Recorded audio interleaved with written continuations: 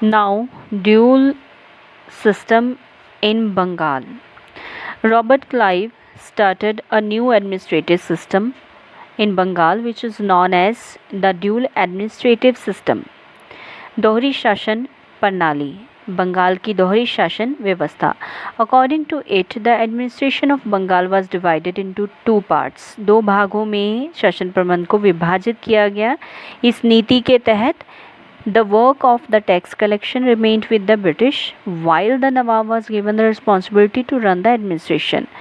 जो tax collection का काम था वो ब्रिटिशर्स ने अपने अंडर कर लिया और जो रिस्पॉन्सिबिलिटी थी एडमिनिस्ट्रेशन की वो नवाब को दे दी गई. A fixed amount of money was paid to him for running the administration.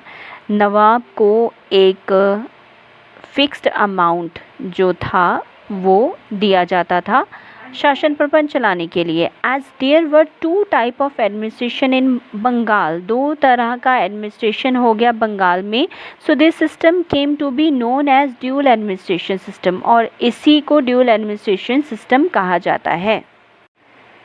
According to this system, real power of the administration in Bengal came in the hands of the British company. As a result of this system, and the Nawab remained a puppet in the hands of the Britishers. इस तरह नवाब के पास कोई शक्ति नहीं थी, वो केवल एक कठपुतली बन के रह गया अंग्रेज़ों के हाथों की. जैसा उसको वो नचाते थे वैसा ही उसको नाचना पड़ता था. इस तरह अंग्रेज़ अपनी नीतियों से अपनी साम्राज्यवादी जो भूख थी उसको मिटाने की पूरी कोशिश में लगे हुए थे. साम्राज्यवादी विस्तार की जो नीति थी उसको प्राप्त करने में वो लगे हुए थे. उनका डेस्टिनेशन जो था वो पूरा क्लियर था.